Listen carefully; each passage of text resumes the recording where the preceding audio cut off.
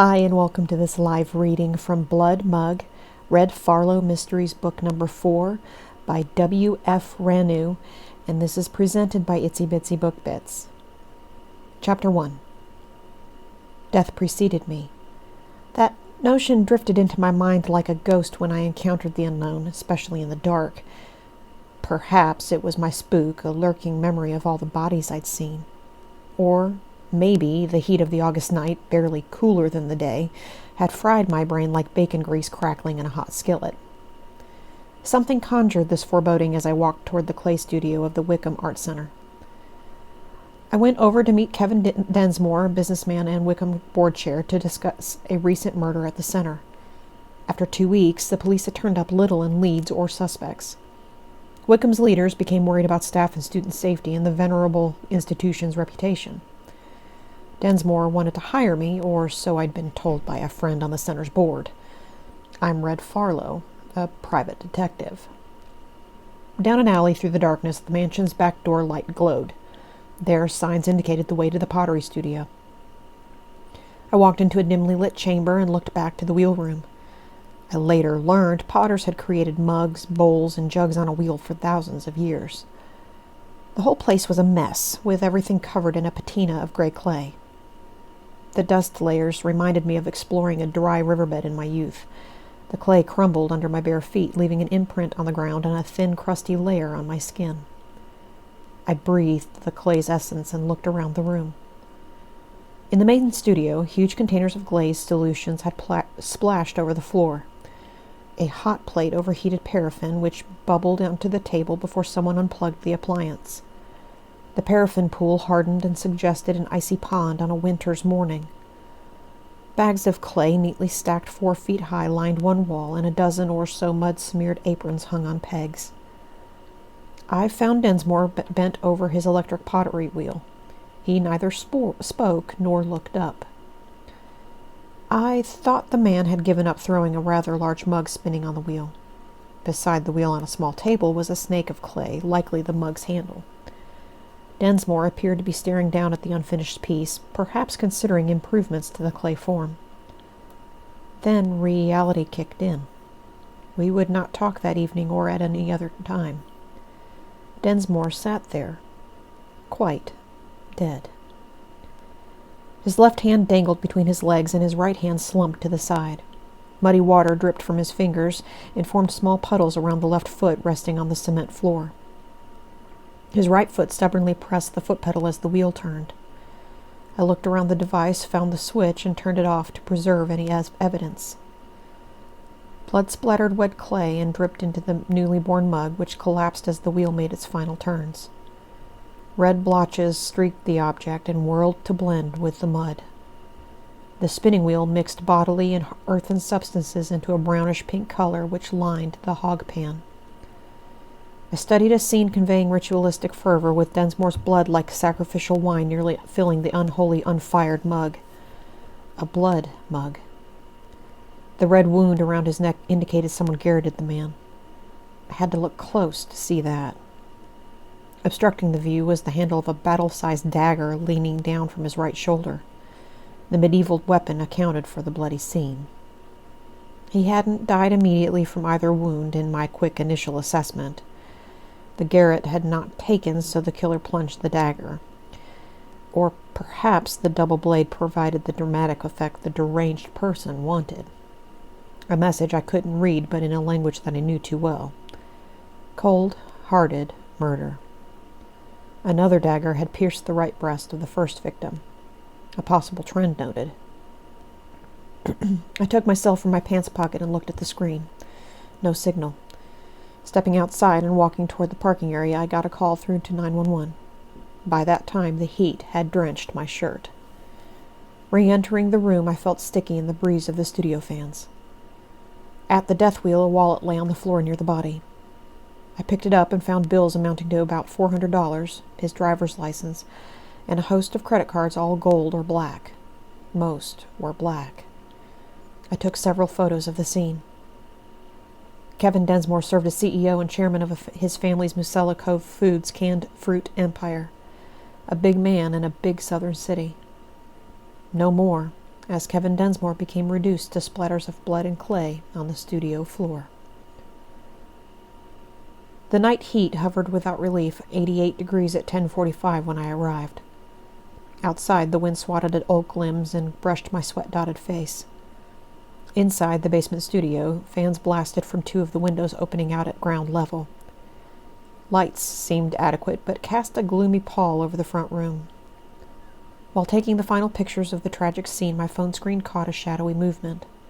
I looked into a dark back chamber adjoining the studio. My phone switched to video as my eyes tried to focus on the blackness through the next room's portal. I heard nothing, but someone lurked there. I stepped toward the darkness. Footsteps sounded in the back of the room. I entered, but saw nothing. Still, the video captured the faint, mostly dark scene and whatever else the dim available light might reveal to digital recordings, or so I figured at the time. A door creaked open. The sound came from above the room. Reaching inside the doorway, I fumbled around and found a light switch. The room lit dimly from a single bulb dangling near the far door, which stood open. A stone stairway led up in a spiral to the left and down to the right. I started the trek. At the top, perhaps 2 stories up, I opened a door into the old mansion's ballroom. Another door at the opposite end of that large room slammed shut. The air was much cooler there than the outside temperature indicated.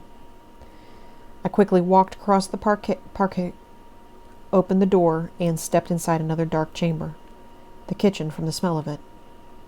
A crevice of light showed a nearby pantry. Someone had just moved through an exterior French door leading onto a balcony. I saw the figure move along the balustrade through the windows. I followed cautiously and stepped into the long, wide balcony. The summer wind whipped my face, and I looked down in the wall lit by a street lamp. The untamed growth of mature shrubs cluttered the area below me. Wickham needed a gardener.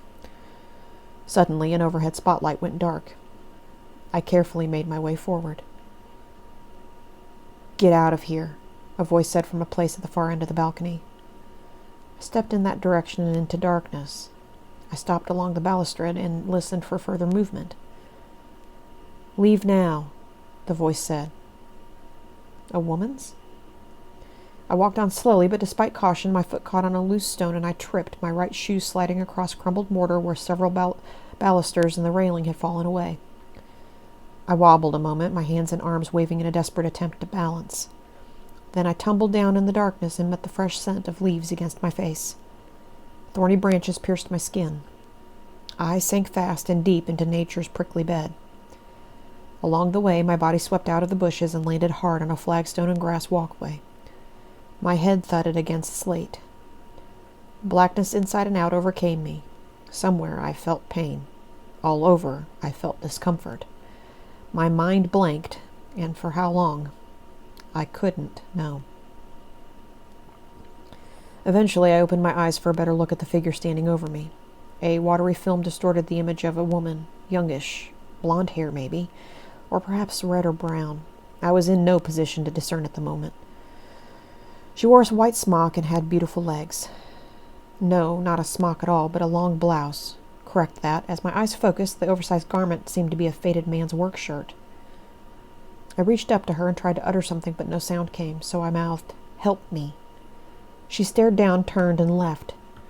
Moving into darkness, the woman said, "They're coming for you." I heard a siren off in the distance down Briarcliff Road. A flash of light caught the right corner of my left eye. A fire truck and ambulance thundered onto the property and up the driveway. My head rocked back. Blackness and pain again engulfed me. This was some way to start a new case.